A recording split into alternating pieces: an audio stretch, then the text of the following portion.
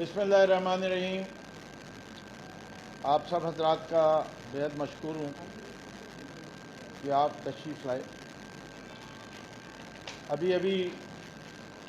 चंद minute पहले मुझे कोई तकरीबन अब से 15 मिनट पहले ख़बर मिली कि जाम मददी साहब रेलत फरमा गए।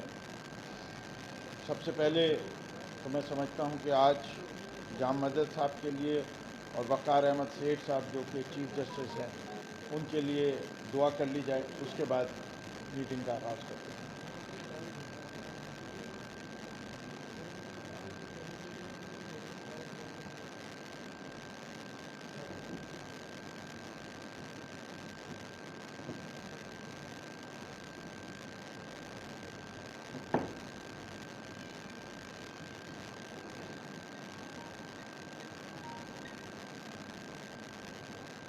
जाम साहब बड़े अच्छे इंसान थे।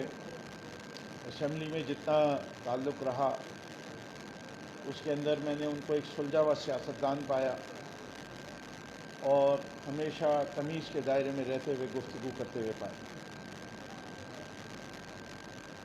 उनके सांगड़ में उनके घर पे भी जाने का इत्तफाक हुआ था, वो भी ताज़ियत के लिए गया था। और सिर्फ जाम जुल्फ़िकार साहब से भी मैं उनके भाई की और बाकी अहले खाना से भी ताजुब करना चाहता हूँ। आज जो ये प्रेस कॉन्फ्रेंस कॉल की गई है, इसका एक ख़ास मकसद था। क्या सिंध में जमहूरियत है या सिंध में जमहूरियत के साथ मजाक किया जा रहा है?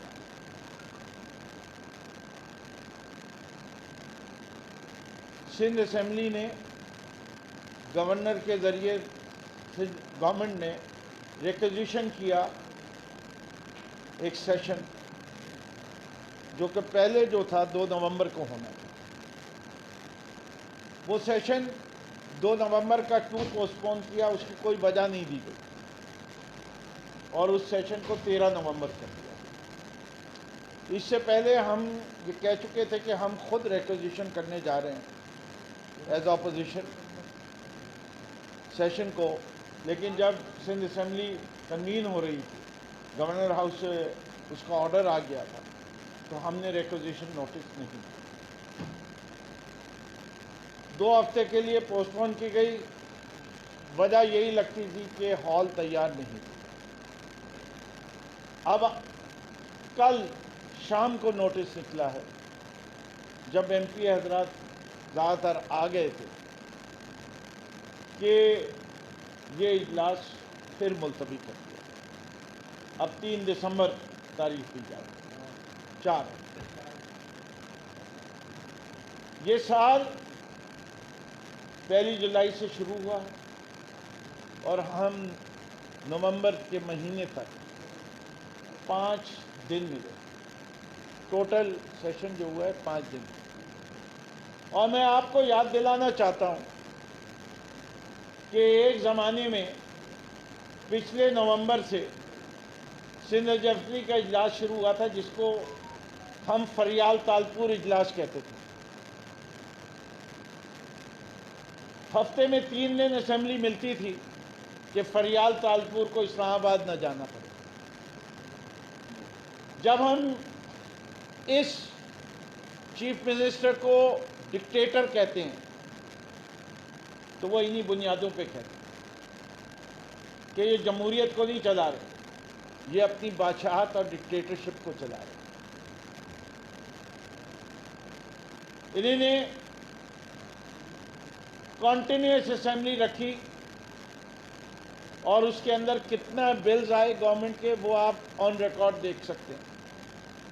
कितना लेजिस्लेटिव काम हुआ।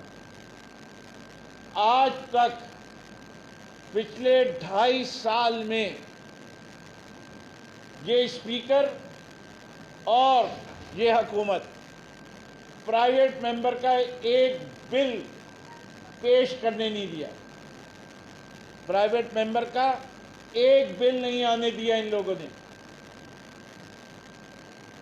इस ऐवान में पब्लिक अकाउंट्स कमेटी جس کا یہ چارٹر آف ڈیموکریسی میں کہتے ہیں کہ اپوزیشن کا حق ہے، اور یہ حق یہ اسمبلی نیشنل اسمبلی میں مانگتے رہے اور ان کو دیا ہم نے، لیکن یہ جہاں خود حکومت میں ہے پیپلز پارٹی، انہی نے اپنے چارٹر آف ڈیموکریسی کو خود عزت نہیں دی۔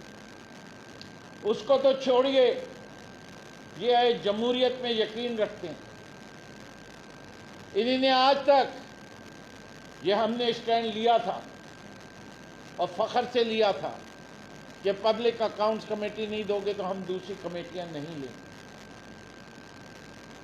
لیکن اگر ان کو جمہوریت چلانی ہوتی تو کیا ان کو ہمیں دوبارہ اپروچ نہیں کرنا چاہیے تھا؟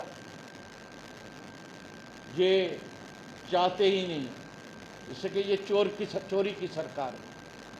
انہیں پتہ ہے کہ اگر P T I, joint opposition, M Q M, G D A کے لوگ کمیٹیوں میں بیٹھے ہوں گے تو پوچھ گچھ ہوگی، ان کے کرتوتوں پہ اوپر سے پردہ ہٹے گا۔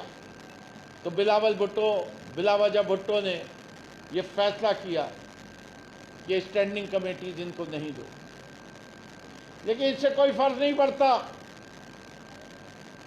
ہم اپنا کام کرتے رہیں گے، ہم ان کی ہر غلطی کی نشاندہی کرتے رہیں گے، ہم اپنا کردار بھرپور طریقے سے ادا کرنے کی کوشش کریں گے، لیکن آج بغیر کوئی وجہ دیے ہوئے اس اجلاس کو ملتوی کرنا جمہوریت کے خلاف ہے۔ اصولی طور پہ اگر کوئی ایسی مجبوری تھی تو اسپیکر کو تمام پارٹیوں کو بلانا چاہیے تھا اور ان کو بٹھا کے وجوہات سمجھانی چاہیے۔ اچھے ممالک میں جہاں جمہوریت پروان پر چڑھ رہی ہے وہ پورے سال کا کیلنڈر دیتے ہیں، پورے سال کا، کہ لوگ لیجسلیٹرز اپنی کانسٹیٹوئنسی کے بھی کام کر سکیں اور ایوان میں بھی آ کے بھرپور اپنی پارٹیسپیشن کر سکیں۔ میں مذمت کرتا ہوں سندھ حکومت کی بھی اور اسپیکر آف دی اسمبلی کی بھی کہ اس غیر جمہوری طریقے سے جو ایوان چلایا جا رہا ہے، ہم اس کی شدید مذمت کرتے ہیں۔ اس کے ساتھ ساتھ یہ بھی بڑی اہم بات ہے، آپ لوگوں کو وہ دن یاد ہے 26 فروری کے بعد سے روزانہ چیف منسٹر صاحب آتے تھے، آجوز ماجوز ساتھ ہوتے تھے دائیں بائیں، اور روز ہمیں کووڈ پہ لیکچر دیا جاتا تھا اور کمپلیٹ لاک ڈاؤن کی بات ہوتی تھی۔ آج نہ آجوز ماجوز نظر آتے ہیں، نہ وہ چیف منسٹر صاحب نظر آتے ہیں۔ کووڈ بڑھتا جا رہا ہے، جام صاحب کا بھی انتقال کووڈ سے ہی ہوا اور سیٹھ صاحب وقار صاحب کا بھی کووڈ سے ہوا۔ اس دفعہ بھی اجلاس جو بلایا گیا تھا،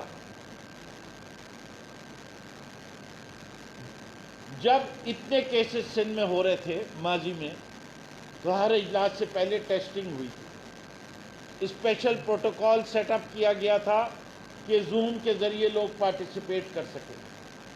میں نے سیکرٹری صاحب سے جا کے پتہ کیا تھا کل کہ کیا زوم پہ پارٹیسپیشن ہوگی کہ نہیں ہوگی۔ انہوں نے کہا اس وقت جو اسمبلی کے حالات ہیں اس میں ہماری کوئی تیاری نہیں ہے۔ میں یہ سمجھتا ہوں یہ زیادتیاں ہیں۔ کیا مراد علی شاہ صاحب کو کراچی کا جلسہ کروانے میں وہ بھول گئے کہ کووڈ ختم ہو گیا یا ہے؟ اب دا وائزسٹ چیف منسٹر جو وہ اپنے آپ کو کہتے تھے، جس کی تعریف مریم نواز نے کی ہے جلسے میں، وہ اپنا آئندہ کا لائے عمل کیوں نہیں بیان کر رہے؟ کیوں صاحب سونگ گیا ہے؟ کیوں نہیں بات کر رہے کمپلیٹ لاک ڈاؤن کی؟ کیا ان کو احساس ہو گیا کہ ان کی پچھلی دفعہ کی کمپلیٹ لاک ڈاؤن کی تھیوری جو ہے وہ ساری دنیا نے اب ریجیکٹ کر، اور اس وقت ساری دنیا اسمارٹ لاک ڈاؤن کی طرف دیکھ رہی ہے۔ یہ جو BMW، پہلے تو میں ان کو بیرسٹر مرتضی وہاب کہتا تھا، کل کی پریس کانفرنس کے بعد بچہ مرتضی وہاب کہنا پڑے گا. میں بھتیجا بھی کہتا تھا ان کو، اس سے کہ وہ ان کے والد صاحب میرے بڑے اچھے دوست، والدہ بھی ساتھ ہم پڑھے تھے. حرکتیں بچکانہ ان کو اب نہیں سمجھ میں آ رہی.